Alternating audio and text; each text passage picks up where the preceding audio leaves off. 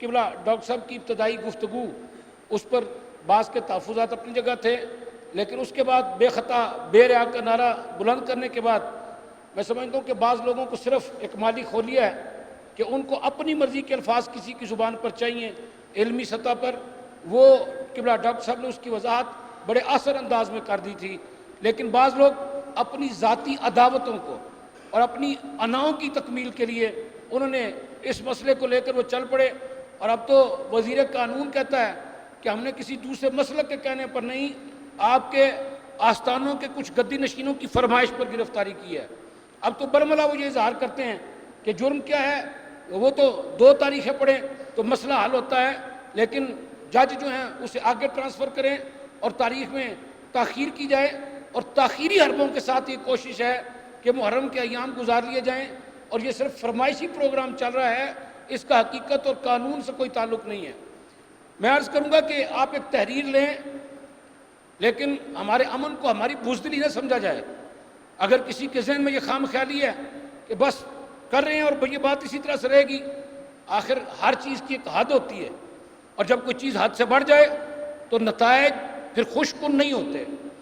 یہ ملک کسی ایک مسلک کا نہیں ہے کہ کسی کے لیے ضابطہ کوئی اور ہو اور ہمارے لیے کوئی ضابطہ اور رکھیں، اور پھر اس کا نتیجہ یہ ذہن میں رکھیں کہ جب کوئی دباتے چلا جاتا ہے تو ہر عمل کا ایک رد عمل آتا ہے، اور جب یہ رد عمل آئے گا تو اس ملک کا امن، ہم تو یہ بات برملا کہتے ہیں، ممتاز حسین قادری رحمۃ اللہ علیہ کی شہادت ہو، کوئی وائلیشن ہم نے نہیں کی، امن پسندی کی۔ شہید پاکستان ڈاکٹر سرفراز احمد نعیمی رحمۃ اللہ تعالیٰ علیہ کی شہادت ہو، ہم نے اس ملک میں کوئی وائلیشن نہیں کی۔ حضرت داتا گنج بخش رحمۃ اللہ علیہ کے آستانے کی بے حرمتی ہو، ہم نے امن پسندی کا رستہ اختیار کیا، لیکن ہمیں مجبور کیا جا رہا ہے، شاید ہمیں بتایا جا رہا ہے کہ اس ملک میں جنگل کا قانون ہے، اور جنگل کے قانون میں جس کی طاقت ہوتی ہے اس کی بات مان لی جاتی ہے۔ اس کا عملی اظہار آپ نے 21 رمضان المبارک کو دیکھا، رات تک انتظامی سطح پر پیغام یہ تھا کہ کوئی پروگرام نہیں ہوگا، لیکن اگلے دن 21 کو پورے پاکستان کے اندر جو پروگرام ہوئے، یہ پیغام دیا گیا کہ بزور طاقت اگر کوئی کچھ کرنا چاہے تو ریاست اسے روکنے میں ناکام ہے۔ تو ہم اداروں کو یہ پیغام دینا چاہتے ہیں کہ ایسے عوامل جو صورتحالات پیدا کر رہے ہیں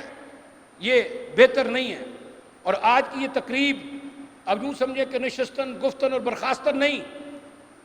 عید کے ایام گزر گئے، مصروفیت جن احباب کی تھی، ہم نے چاہا کہ شاید حکومت یہ گرفتاری ہوئی اور چند چونکہ قانون میں کوئی جان تھی، اس مقدمے میں کوئی جان تھی نہیں، لیکن یہ تاخیری حربے بتا رہے ہیں کہ اس کے پیچھے کچھ اور سوچے کار فرمائیں۔ تو ہم یہ پیغام دینا چاہتے ہیں کہ قبلہ ڈاکٹر صاحب کی رہائی فوری عمل میں لائی جائے،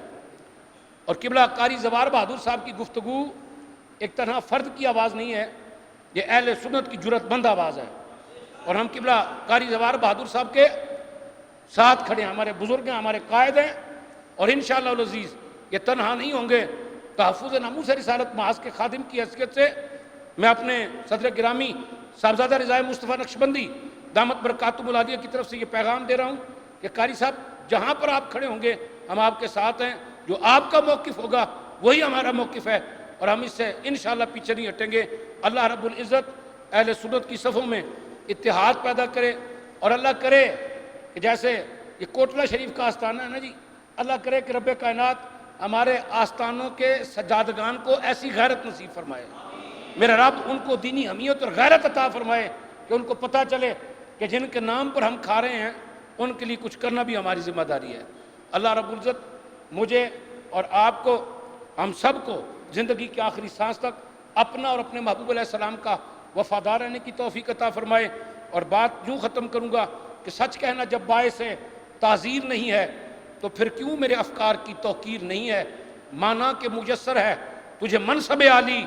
یہ ملک تیرے باپ کی جاگیر نہیں ہے۔ آخر دعوانا